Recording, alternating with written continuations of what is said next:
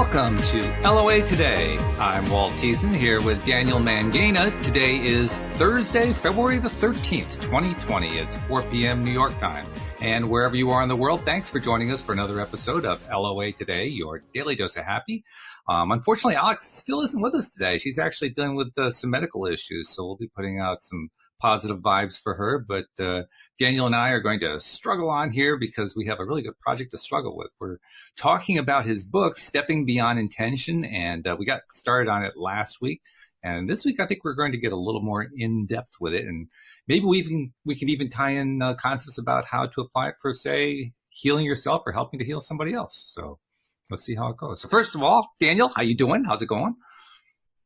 I'm very good, but I just realised the yellow square was around me as I danced earlier. So I may have, for the first time ever, I may not have got away with my secret dancing, my dancing method. We'll see how. Yeah, well, you can always count on Zoom to surprise you. That's one thing I've learned in the past year of learning with it. That just when you think you've got to figure it out, nope, something else pops in there. So there you go. Well, I'm feeling really good today. I did a 4-day masterclass, a very impromptu masterclass in my Facebook group this week, and we wrapped that today. That was a lot of fun. So I'm looking forward to hearing reports of how people got on with it. Ah, yeah, very good. All right. Well, you'll have to also share some of those with ours so that we can find out just how it went, you know? Yeah, so, like I said, the last thing I did in the group was a 5-day challenge in October, I think, where we went off. I set them off to manifest $10, and like I said in the last show, we had some really, really good results before we'd even set the intention on the Friday. The results were flying in, so I'm very excited to see how we get on this week. It's fun when you can set a relatively simple task like that, and people jump on board, and you get a real good sense of just how many people are diving in and doing this stuff on a daily basis. Yeah, really great. Like I said, the average was between 100 and 1,000, but we had, I think, the registered win was £27,000 manifested that. Wow. Yeah. Really, really remarkable. Fantastic. Completely out of the blue, because the whole point with the money game is you're not allowed to do anything for the money to come in. It doesn't count unless it came to you without you doing anything. So this is non-action related. This is just pure attraction. You sat back on your couch pretty much. Yes. But we do the work. We're doing practices, but we're doing all inner game practices. No outer work at all to manifest. Yeah, that's the more challenging way to do it for sure. And if you can put in the time and effort to do that, it's a great way to build up belief, to build up confidence, self-confidence in yourself and in the process that, this really works. I just have to keep applying myself every single day. Exactly. Yeah, that's what it's all about.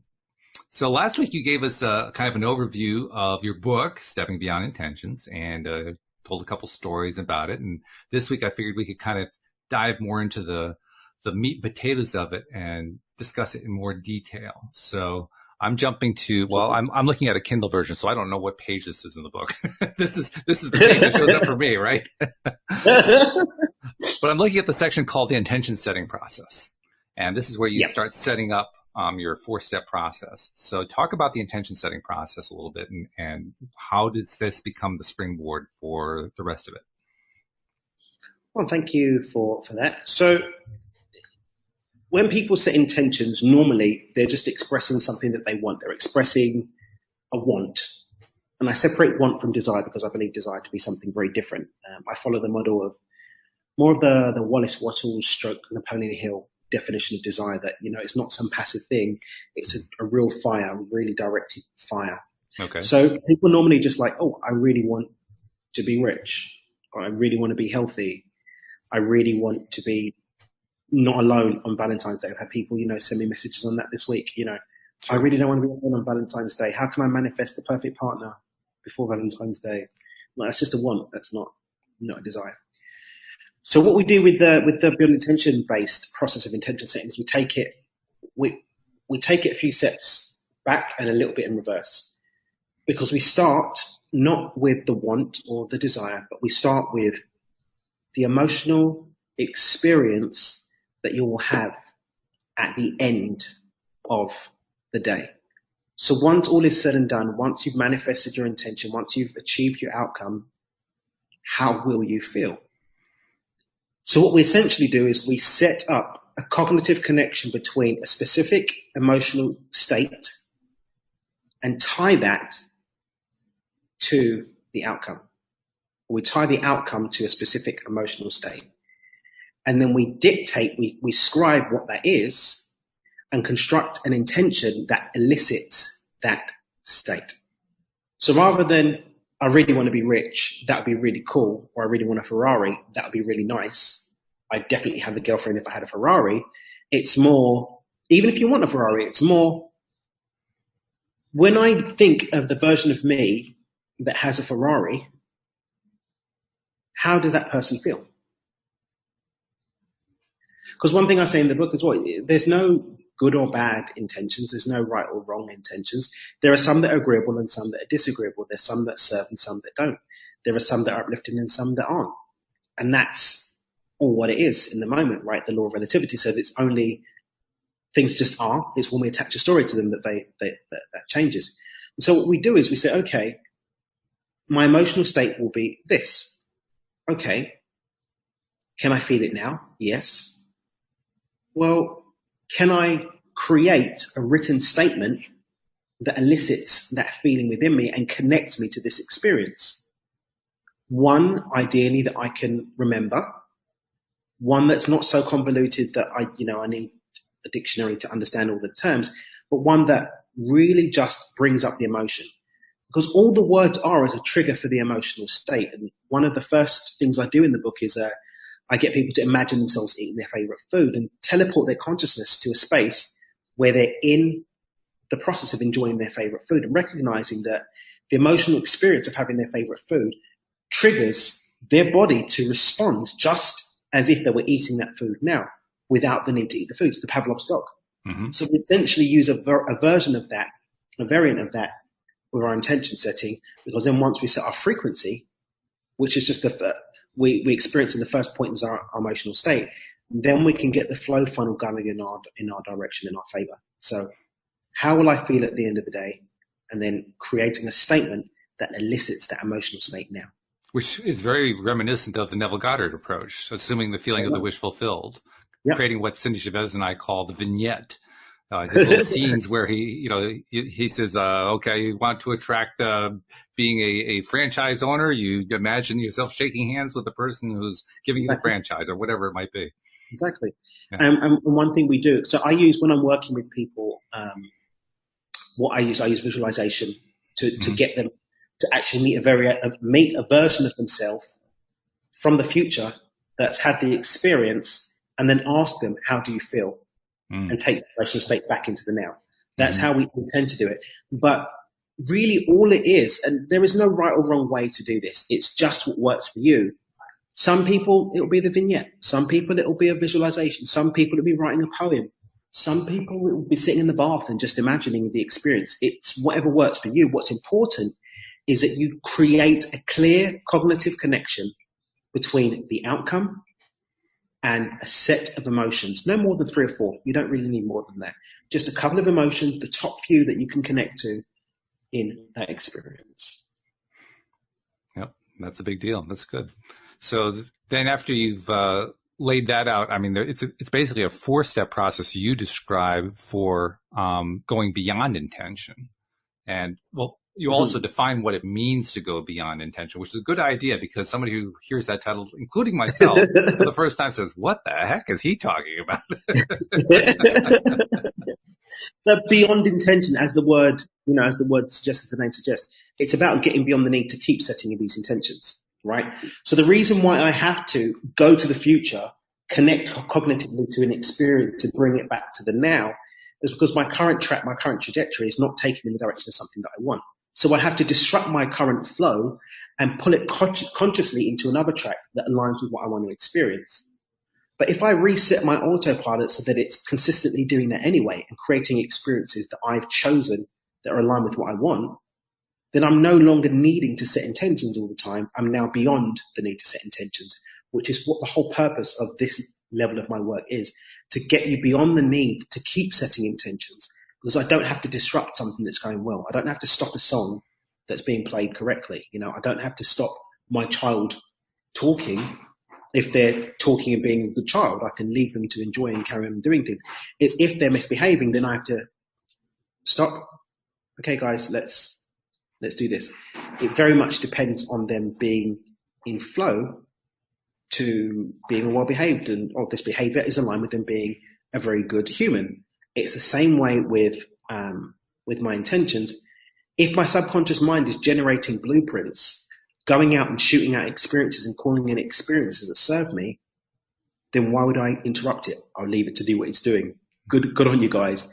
Carry on. So beyond intention is about setting the mind up so that's what it does.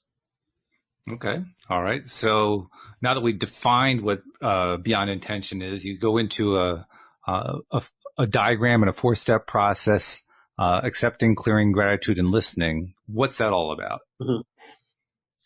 So that's the process that I use to we're talking about, where are we now? What year is it? 2020. We're talking about 12 years of refining a process to empower you to step into dominion over your choices. Because there's a couple of things that are going on with beyond intention under the surface, but there's two I want to call the listener's attention to. Number one is that an outcome comes because we're aligned to it. Mm-hmm. All right. So I speak about the flow funnel. I think it's chapter 4 on the paperback. It's from page 19 where I go through the diagram. And so we choose our intention. We get into the vibration of it, into the feeling of it. We step into mental rehearsal of it, and then we act in alignment to it. So that's the flow funnel that creates alignment. So everything that we're experiencing right now in our life is because whether consciously or unconsciously we've chosen it as what we're going to be. We're in the frequency of it without disruption. We believe it's possible, therefore we're able to mentally rehearse it because everything we're experiencing has been mentally rehearsed first on some level. And then our action, the way we show up in our life, aligns with it. So there's an alignment that just allows it to happen. Mm-hmm. The second that we disrupt that alignment at any point, we come off of that track onto another track. It's the same way when we set an intention, we may do our rampage in the morning and really I feel good, I'm really in line with this feels great. But then I don't believe it's possible. And so I can't see it. And therefore my mind keeps playing images and playing mental movies of the opposite. Mm. I get up in the morning. I'm going to shift this cancer. I'm going to shift this gout. I'm going to shift this, whatever's going on. I'm going to have high energy today. And I really get ramped up, right? I do it. I have my meditation or I pray and I'm really feeling connected to God today. I'm really believing in it. And then I get into my day and then the narrative that's happening in my subconscious mind, which is, but you've got cancer, mate. And that's what you've got. Yeah, but you're not really worthy of being healthy. And that's why you're unhealthy in the first place. Money, you're in lack, right? And our belief systems and our narratives play out. And that pulls us off. We're no longer on that life track. No kidding. Of our what we set up with that vibration in the morning. We're now on a new life track, and when left unattended and we don't pull it back to the consciously chosen track, we end up in this disempowering space of what we don't want showing up in our life. And so alignment is number one. And number two, alignment is a result of choice. We choose our frequency, we choose our emotional state, we choose our mental inputs, which leads to a shift in our thought quality. We choose our actions and we choose our environment, which shifts that alignment too. And so alignment is how it works, but to get into alignment, we must choose on each of those levels.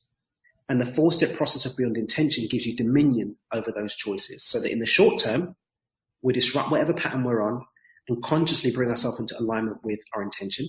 But then in the long term, we shift the autopilot so that it's creating outcomes that are aligned with what we've consciously chosen, not based on our patterns, not based on our past, not based on our trauma, not based on, what was given to us by our parents or even what came to us from another lifetime.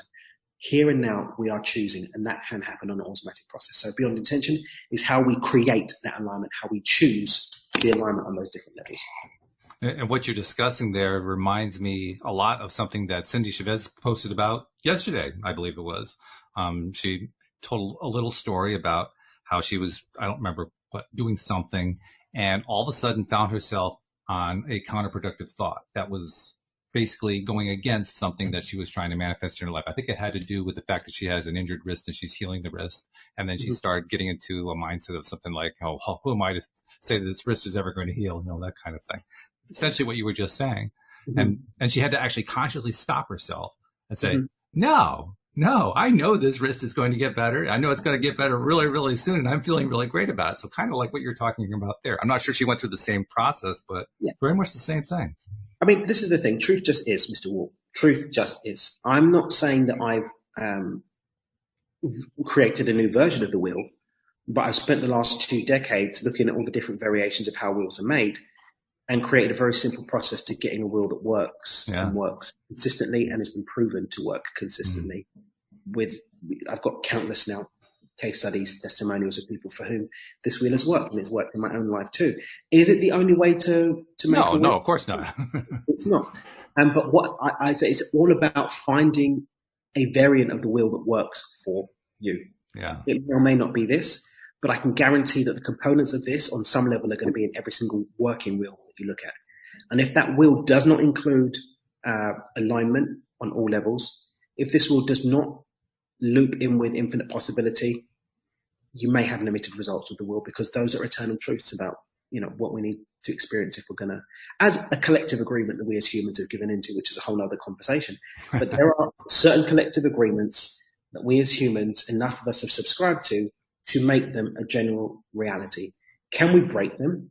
Yes. But why break a wheel just because you want another wheel? Why not just work with the wheels that are there, which is what... It's an interesting idea. I mean, like you say, eternal truth is eternal truth, and there have been a lot of different ways that it's been expressed, and you found a really great way to express it. I'm drawing these arrows to other systems that I know that are very similar, just to say, wow, it's so cool. It's so similar to this other system. Exactly.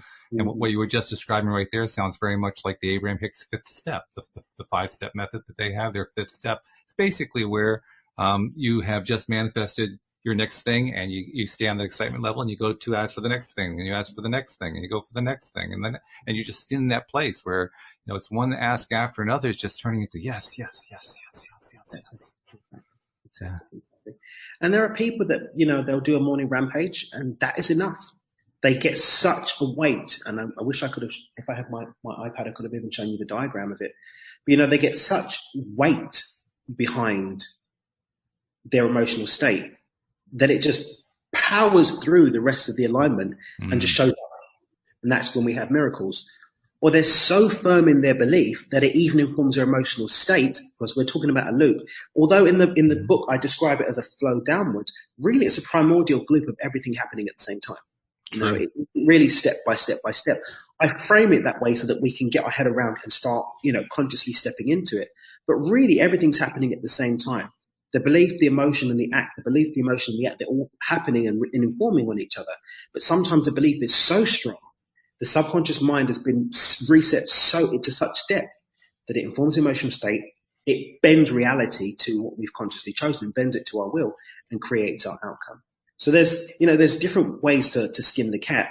This is just a very clear way, especially for people that I find that a lot of people that haven't really done any of this sort of stuff is really great. Oh, yeah. I had a testimonial from someone that came to my weekend the other day, and she did a really amazing testimonial. And I shared it in a couple of places. And, she hadn't done much of this work. She's a really powerful speaker, really great with crafting stories, a master of her art. But in terms of this level of, we're talking interdimensional play and energy work, and she'd never done any of this stuff before. Mm-hmm. But the way that it's framed allowed her to be able to digest it and step into it. So. Interesting you should mention somebody whose one of their many strengths is storytelling, because I've often felt that one of the most wonderful and simultaneously one of the most difficult things in the world would be to be a good actor. Because if you're a good actor, you're a master storyteller, and you're really good at telling stories that come true regardless of how good the stories are or how much they work against your own interests. So, I mean, there are a lot of this is like the common thing. Anybody who's ever read the trades in the acting and entertainment profession can just see, obviously, these people, they just go out there and sometimes they create these really horrible lives, and they turn things around. They create these really amazing lives. I mean, you never find an actor who's just kind of living in the middle. It doesn't work that way. Always on the extreme. Just living, just in the suburbs on the little cul-de-sac. That's not what an actor does. The stories that they create are so vivid that their lives are just they're almost bipolar, not quite, but it seems like they're right, you know? Yeah, polarized. We could at least say polarized. Polarized, yeah, that's a good way to put it. Probably Yeah. a more politically correct way to say it. But seriously, I mean, I think there is great power in the ability to tell stories. And it occurred to me one time to kind of investigate where would I go if I was trying to learn to be a better storyteller? You know, where could I get Comedy lessons school. on that? And so I'm curious, is that part of what you teach? Do you teach people how to tell better stories? No, I don't, unfortunately. But I do know some great people that do. My friend Chantel, she's one.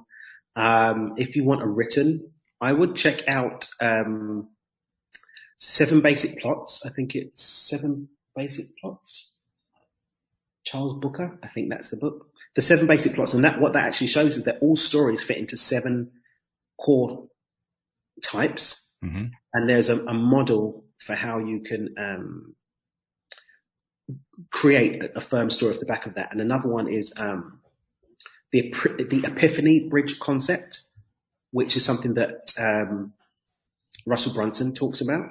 That's a very, very clear guideline on how to tell stories. Yeah, I do believe that it's probably like learning any other skill because storytelling is a skill. Again, I'm going to point to Cindy just because I talked with her yesterday, so she's on my mind.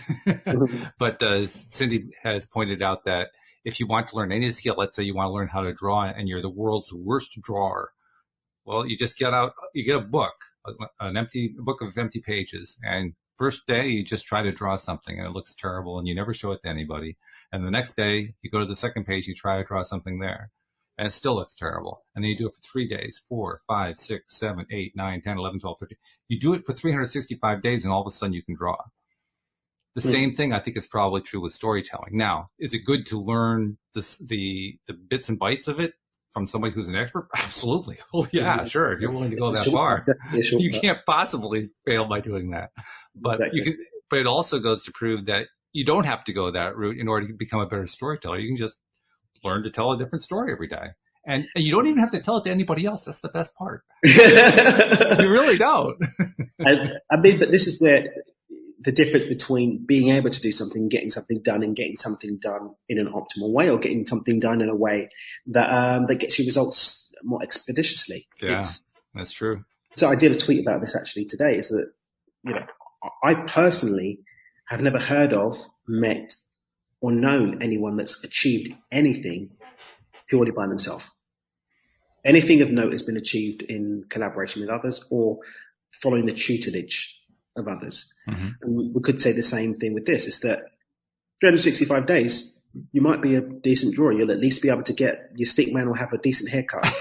That's right. But if you were to seek tutelage from someone, not necessarily, and this is me personally, I don't look for someone even necessarily that's done it. I look for someone who has trained others to do it successfully. So you're looking for the person who has the ability to teach it, to explain it. Exactly. Mm-hmm. Because some of the best football soccer players, are the crappiest managers and coaches. Well, that's true for all sports, by the way. So being able to do a thing doesn't necessarily translate into being able to teach a thing, because teaching is a very fine art, I think, anyway, as a teacher myself. I agree with you. So I would say look for someone who has a track record of successfully teaching others to do what you want to do. Yeah. And you will probably get there a lot faster. Yeah. Yep. I think there's also the component of enjoyment. No matter what it is that you're trying to learn, I believe that it's important to maintain contact with the enjoyment factor while you're learning it.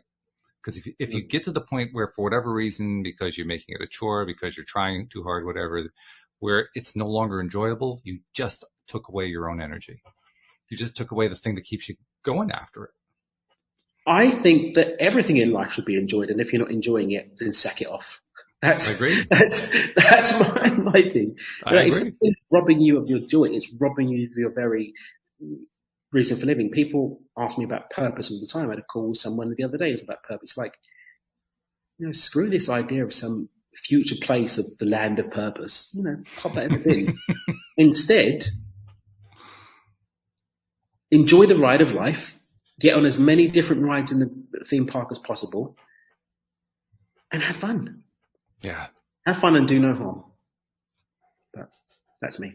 That's good. I agree with you. I personally try to follow the rule. If it's something that I don't enjoy, I don't want to give it an ounce of attention. I want to give all my attention to the stuff that I like and that I enjoy. And the more that I've done that, the better my life has gotten. The other thing is, there's a concept in a book by Roger Hamilton that talks about Clark Kent time and Superman time. So we're not saying, don't feed your children or, don't have a shower, don't pay your taxes or whatnot. What we're saying is, if you've made the choice to take on a responsibility of any kind, then that needs to be honored, but find joy even in how you engage with it. Find a way to make it joyful, or find a way to engage in it that doesn't rob you of your joy in the very, very least. Some people say, well, it's very all right for you to say, I've got to work my job if I'm going to feed my family, blah, blah, blah. There are ways to find, to balance it out even, to bring joy into other areas of your life, to balance out the fact that you do have responsibilities that perhaps aren't as enjoyable as other things. But make joy your directive, and recognize that there is generally space to find some joy in most things, even if it's just reducing the anti-joy that you experience as you go out and do it. It's a great point. In fact, it's something that I have been directly involved with that listeners know about for the last few months, trying to do this programming project, using a programming framework that I have no familiarity with and that I'm learning from scratch. A year after I basically retired from programming and said, I'm never going to do this again. I'm tired of it. I don't want to put up with this anymore. I'm so sick of it.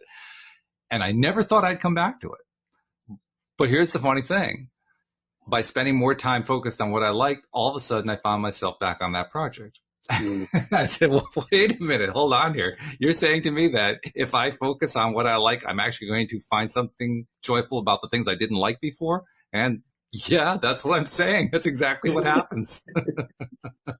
Amazing. It's truly a remarkable thing.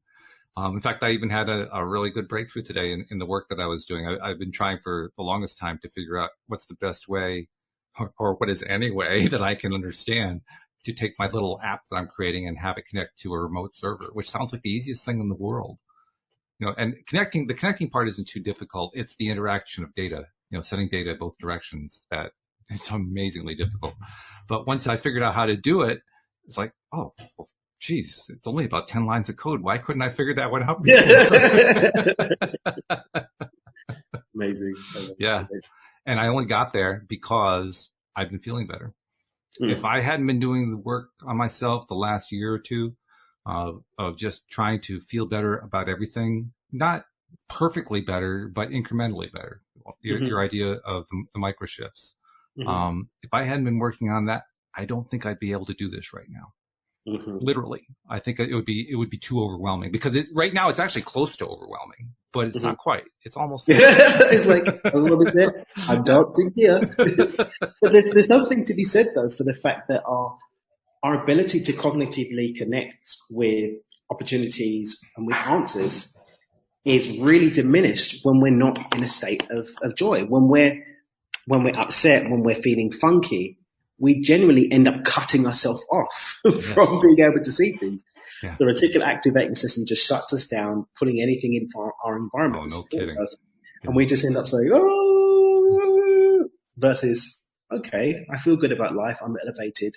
I'm open to infinite possibilities. My field of focus is open. And there, my periphery right in the corner was the answer. It was there the whole time, but I was able to witness it when I was open because I wasn't closed off by my That's emotion. True. The other thing that I've discovered for myself is the better that I feel, the better my level of concentration is. Got you. So, in other words, as I feel better about my life in general and about things that are going on in my life, and I'm seeing progress, I'm feeling like, yeah, I'm beginning to get this stuff. I'm really becoming a conscious creator who does have a high level of success and so forth.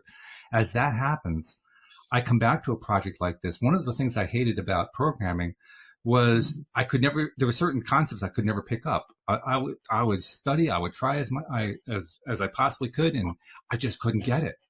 I just couldn't get it. But when I'm feeling better, Now I find myself going in on a really microscopic level saying, okay, here's this issue. I can't quite figure out what it is. How can I understand this issue? Can I look at it this way? Can I look at it this way? I start drilling in really, really tight. And I find myself actually creating little test scenarios. Well, does this impact this? Does this impact this? Playing little games like that in a way that I could never have done when I wasn't enjoying it. Could never have done. It was not possible back then. And that was only a year ago. It feels like it was another age. But in fact, it was basically before I started focusing on getting myself into a better feeling place. So I guess I make that point just to say, getting into that better feeling place, focusing on what you prefer and doing it as regularly as you can. Yes, like you say, there are certain things you just have to deal with in life. That's just part of being alive. But it's amazing how many times in life, how many instances in life where we actually have a little built-in time free to decide what we're going to focus on. And we insist on continuing to focus on stuff we don't like. So it's like going to school. You have the required courses and you have the electives, and then you go into the electives and you just bitch and moan about them. They're electives. You get the power to choose. You get the power to choose. It's a very strong power, that power. Mm-hmm. Yeah. And it's always happening, whether consciously or unconsciously. That's the thing. Mm-hmm. Mm. Yeah. So, okay. So you've lined up the basic steps for Beyond Intention. What came next in the book? Can you remember? I think it was Owning Where You Are. I think if you flick through, that might be the next thing. Am I right? Which is kind of what we were talking about, but talk about it a little bit. Yeah, and that's the story I shared where I was in the wrong airport. Mm-hmm. Actually, I think that was before this section, but yes, that was a great story, though. But but yeah, that was actually before this section. Right then. So I think then it will be the flow funnel next. Then I think it could be. Let's see, clearing the toolkit, tying it all together so you can move into your future as a recap. That's now we're on step 3. Which is the gratitude portion. I'll talk about gratitude. That's a biggie. All right. So gratitude is really interesting. So before Beyond Intention, I had another model which I've been using successfully for about how many years? I'd say about 7 years. It's the very first model that came to me because my Asperger's needs structure. So it's the first model that I structured. And it was an amalgamation of what I'd learned from The Lazy Man's Way to Riches by Joe Carbo. Oh my God. Somebody else knows that book. Wow. The Midas Method by one of my teachers and mentors, Stuart Goldsmith. That was the very first book that I read on wealth creation. I've been doing mindset stuff before, but in terms of specific wealth creation, this was the first book that sent me on that path. What else was in the mix there?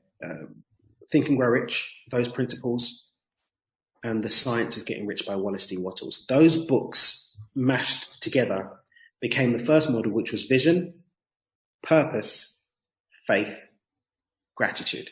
Mm-hmm. So you create a very clear vision of your intention. You move with purpose.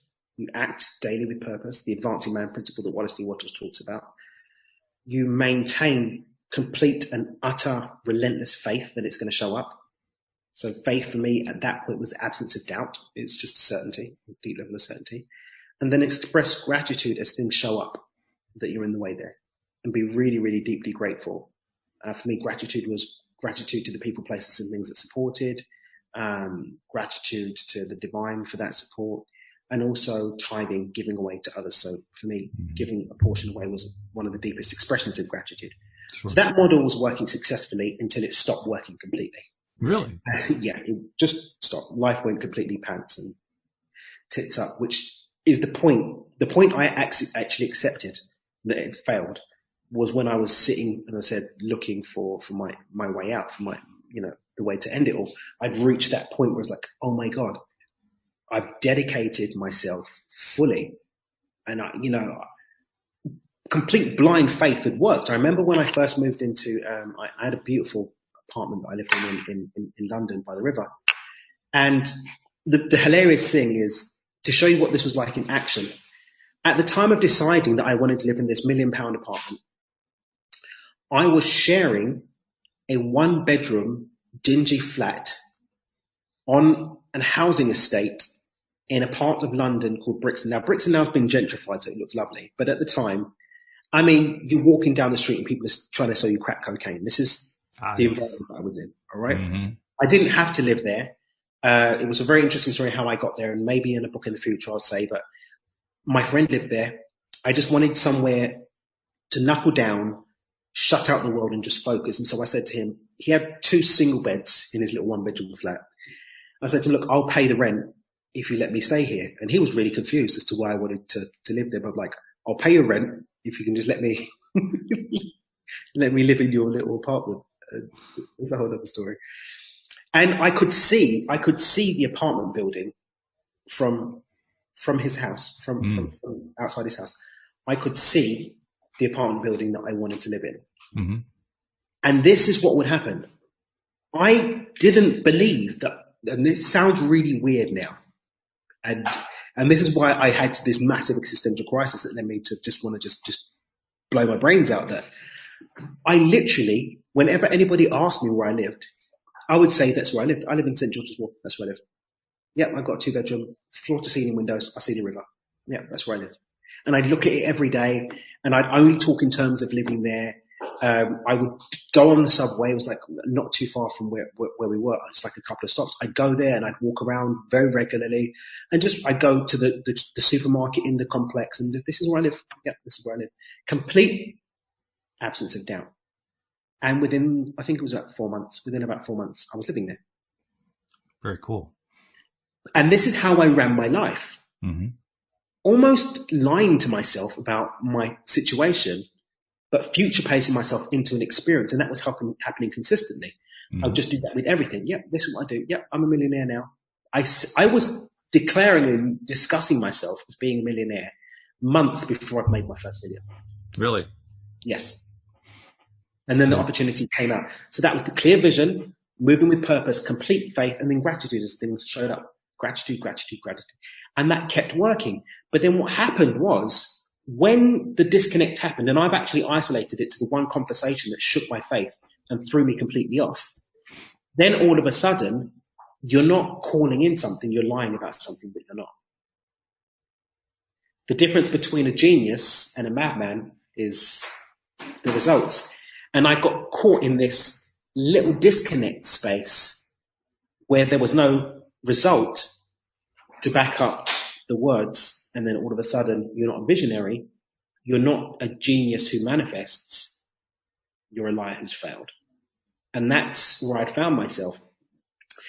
And over the next decade of exploration, I actually unpacked that, because it took me a long time to understand what had gone wrong, because there was nothing wrong with the system. It worked. And the more I studied, I was getting it right. I was doing it right, but something hadn't worked. And I believe that creation of our realities can be an exact science. It doesn't have to be, the coins of fate. It can be an exact science. And I became very obsessed with finding that missing piece. And it's actually what allowed me to get so caught up with something that I forgot that I wanted to kill myself. I got so obsessed with answering this question that I ended up losing sight of what I was trying to do before. What it was is that gratitude comes before the result. And that missing piece, that one, and I actually had it before I really had it. What do you mean? So I had it in the process, and over a couple of year period, I was like, gratitude for what I have right now, gratitude. But it was before, so I was being grateful before. But there was one piece, and this is one of the reasons why I'll be forever grateful to my teacher, Dr. Joe Dispenza, because I was sitting in a room, my very first one of his live events, and he said the words that gratitude is the ultimate state of receivership. Gratitude is the ultimate state of receivership. And as he said that, hundreds of other books and hours spent in being taught and mentored and experienced exploded into an understanding. Yeah. I can be grateful for it now because it's already here. I'm not connecting to something in the future that hasn't happened yet. Yeah. I'm accepting the availability of that outcome here in the now. And therefore, I can be grateful fully in the now for an experience that's just waiting for me to line up to it. And that's a skill, by the way. That's a real skill that you developed there. And it's a skill that is not to be overlooked, because I agree with you. I think that's the core of the difference between success and failure. The difference between you really do believe that this thing that you're trying to attract really is yours, and not being so sure about it. Not being so sure about it. And that's where faith can come in. And that's where faith came back into the conversation. Because for me, faith is just a certainty, whether for an agreeable outcome or for a disagreeable outcome. Fear is faith. It's just faith in an outcome that you don't want. Yeah. Anxiety is faith. If you have anxiety, then you've got a great level of certainty, great faith. It's just in an outcome that doesn't make you feel all that good inside. And so gratitude, as I teach it in Beyond Intention, is connecting to the frequency that you opted into with your intention and doing so in the now, knowing that by doing so in a space of gratitude, you quite literally call that experience into your reality. And then it's just a matter of your belief systems about the how and the when. But it's done. It is done. The second that you connect it to it and stand energetically in that frequency, it's yours.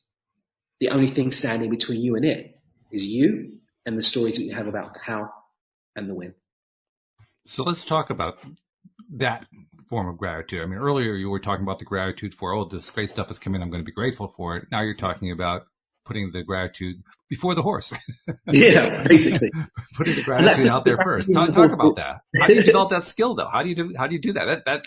For many people, especially when they're starting out with this, that's not possible. You can't really do that. And then you start to buy into the idea that it's possible, but then, oh, geez, it's a lot of work. How do I always remember to do that? How do I do it when I'm not feeling it? I got to get there, but I don't know how to get there. All that kind of stuff. So I would say this is what I would say about it.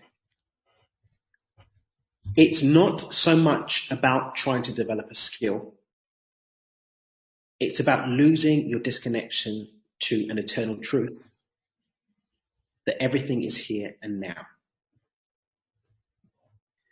When we're trying to connect to something as a future possibility, we're separating ourselves from it.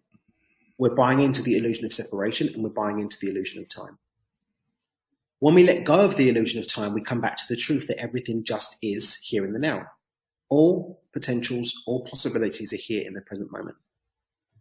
And so I don't have to develop a skill. I just need to reconnect to that truth and start to develop an understanding, or re-know an understanding that the outcome that I desire already exists, not as a possibility, but as a now thing, as a now event, a now experience, separated only by my stories of separation.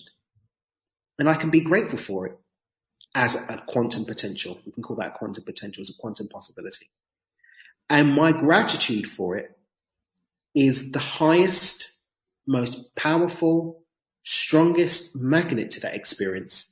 Because what I'm saying is, I'm so certain of my connection to it that I'm grateful for that quantum potential here and now as a finished idea, as a finished experience. And doing that consistently strengthens my connection to it. It dissolves the separation story and then brings the opportunity to experience it into my timeline. So playing a little devil's advocate and imagining what some listeners are saying, well, all that sounds great, but what if I just don't believe that? I mean, I just don't really think that's true. I mean, there's a part of it, I know I'm making up this story. It's not a real story. Here are two things on that. Number one, your stories make your reality. So if that's your story and that's your reality, then you've just separated yourself from the beautiful ability to connect to something. Yeah, that's true. This isn't for you. Keep enjoying being broke. Keep enjoying being sick, and keep enjoying being lonely. That's what you've chosen by commitment to that story, right? And that's the hard reality answer is what that is. That's just what it is. Your story has just separated you from tapping into that. You cut yourself off from the divine. You cut yourself off from God. The other thing is, for those that do believe it, but they just aren't able to translate into it, this is where microshifts come in. We don't go in and connect to $1 million in the bank with the lover of our dreams and perfect health. We step into experiencing sufficient evidence of this on a micro level and building a compound effect wherein the story of separation has to dissolve because the mind no longer has the evidence to support it. The mind only holds stories that it has evidence to support. It doesn't lie. By consistently giving it evidence in micro shifts, small doses, connecting to things that are just outside of where we are, pushing our edge and not our buttons, we create a reality for ourselves wherein we can actually start to connect to infinite possibilities on a grander scale. So don't go for the person of your dreams. Go for getting a text from someone that you actually like. Go to having a nice first date. Go to meeting someone that's not a douchebag, right? Yeah. Go to having a pleasant connection with someone next time you go to a party or go to the park or in your book club. Like, start with that. Find something that's just outside where you are. Push your edge and not your buttons. The second that you feel resistance to the idea, you've gone too far. Pull it back and find a baby step that's closer to where you are. Do that consistently and the story has to fall away. The story of separation, the story of not being quantumly connected to this outcome will fall away the second that you start micro-shifting to giving yourself sufficient evidence to support that new narrative. And when that narrative is yours, then that truth is yours, and then that quantum potential is yours also. I'm curious. I think I know what the answer is here, but I'll ask it anyway because it's out of my experience. When I was back before I was married, before I met my wife, I was the most unsuccessful dater in world history. I had a 20-year streak of absolute 100% total failure. My longest relationship before I met my wife was 3 weeks, excuse me. Mm-hmm. And that was the longest one. The shortest ones lasted minutes.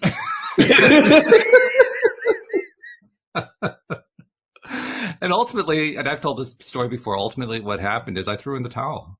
Mm-hmm. I said, I'm done. I can't handle this anymore. This is just too painful. The last one that I was in before I met Louise was absolutely horrific. I mean, if there was anything that could have gone wrong, it did. It was just really, really bad. And I said, I'm through with this stuff. I can't handle this anymore. I mean, if it means I'm going to be single the rest of my life, then I guess I'm going to be single because this is just too painful. Mm. And so I threw in the towel. And a month later, I got a phone call from a mutual friend who said, hey, I have this friend of mine who's interested in meeting you. Can I give you her phone number? And my answer was, absolutely not. I'm done. I threw in the towel, Deborah. I am totally done here. Yeah. And fortunately, Deborah's a psychotherapist, so she kind of talked me down from the cliff. and basically, so, you just look at things a little bit differently, think about it a little bit differently. Don't go into it like it has to be a relationship. Just meet somebody, and that's all you're doing is just meeting somebody. See if there's anything there. Don't turn it into a big deal. She just talked me into it. So I said, oh, all right. So against my better judgment, I took the phone number and put off making a phone call for 2 weeks. And I finally said to myself, well, yeah, I really did say I would call. So, okay, I gave a call. And the first day went well. First call went well, rather. It was about a 2-hour call. And so I said, well, I'll give you a call sometime next week. And so I called her a week later, and that was another 2-hour call. Another week later, another 2-hour call. And then we had our meeting for the first time, and it was an absolute disaster. Because I still believed deep down it was going to be a disaster, but now I just didn't care. You're committed and detached at the same time. I was, yes. Actually, what was really happening was I was disconnecting from the idea that I can't meet the right person. That every person I meet, that every woman that I meet was going to be a disaster before I even met her. That was the thing. I didn't know it at the time, but that's what was going on in my head. I literally had come to believe that any woman I would ever be interested in could never be interested in me, which is a hell of a thing. No wonder it was 20 years, Mm-hmm. But because I was letting go of that, it was a micro-shifting process. It was actually micro-shifting fairly quickly, but it was a micro-shifting process. And so by the time we completed our first date, which was a disaster, The timing of it was perfect because that same day, my friend Deborah, the one who introduced us, the mutual friend, had a party that day because her birthday, my birthday, and another person's birthday were all within like 3 days of each other. So we're having this group birthday party. Nice. So I went to the group birthday party. She says, well, how'd the date go? And I said, oh, it was a disaster. And I told her how bad of a disaster it was. And she says, well, you're going to give it the 3-date rule, right? And I said, the what? She said, the 3-date rule. I said, what's the 3-date rule? She says, that's where you give it 3 dates before you make a decision. I said, oh, God, no, do I really have to? Wow. But I did give it a second date, and the second date went much better. And I gave it a third date, and the third date went even better than that. And within a month, we were together. Oh. Now, I tell that story. I've told it in the past, and I tell it here because what I'm trying to illustrate is I had built up a tremendously powerful story about how I could not possibly find somebody. I had to literally let go of that story before anything else could happen. And even then, it was still a painful process. But at least I was letting go of that old story. I didn't know it at the time. Daniel, that's the most important part. I didn't understand what I was doing. I had no clue. But what I was doing was letting go of that stuff. So my point is, sometimes it's just about letting go of that thing you don't like. Yes. That's it, just dropping it. Not making up a story, not trying to understand where it came from, not dissecting which of your past lives it originated in, just letting it go. Yeah. And it's amazing how fast it happened after that. I mean, literally 2 months after I threw in the towel, I was a step away from being engaged to be married. I mean, it was crazy. I didn't actually ask her till about 9 months later. I mean, I'd been through enough. I wanted to actually give it time and feel like, oh, this is actually going to work, you know. But yeah, and actually it was 21 years ago tomorrow that I asked her, and she said yes. Wow. So we've got an anniversary tomorrow. We have an anniversary, yeah. Oh, I want to make a note of that. Yeah. Okay.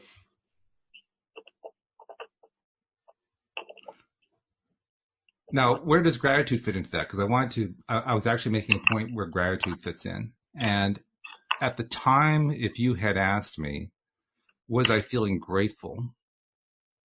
I couldn't have answered that one yes. But looking back on it, I think I was in kind of a weird way. Seriously. Because I was grateful for the fact that I'd thrown in the towel. Yeah. There was an immense feeling of relief from that. So while I might not have expressed it that way, I was actually expressing gratitude about feeling better about not having to get all torn up by all these terrible relationships. And you know, there's a couple of levels to that I think would really be great for the audience to be able to hear today and really, really speak to your experience. You drop the importance. That over-importance throws off our frequency. So in Beyond Intention, gratitude is about being in the frequency of the thing. Yeah. So first of all, we step into acceptance, which is complete acceptance of our creative power. Then we wipe the deck clean with step 2. We create a blank slate. And then on that blank slate in step 3, we step the emotional state that we want to be in. We set our frequency. But when we have over-importance, it throws off our frequency. And I spoke about that in the masterclass, I think it was today. And that was this idea that when we have overimportance, which is normally driven by fear or driven by excitement, overimportance or underimportance, whatever, it puts us in a different frequency. So the frequency that we've decided in this model puts us on a track that we've cognitively connected to as an outcome that we're going to experience. But when importance throws off our frequency, we're no longer on that track. And so we can't have the experience that we've chosen because we're no longer on that trajectory anymore. We're on one that's been distorted by the overimportance. When you drop the importance, you basically gave yourself a clean slate. Yeah, clean slate that left you open up to different possibilities.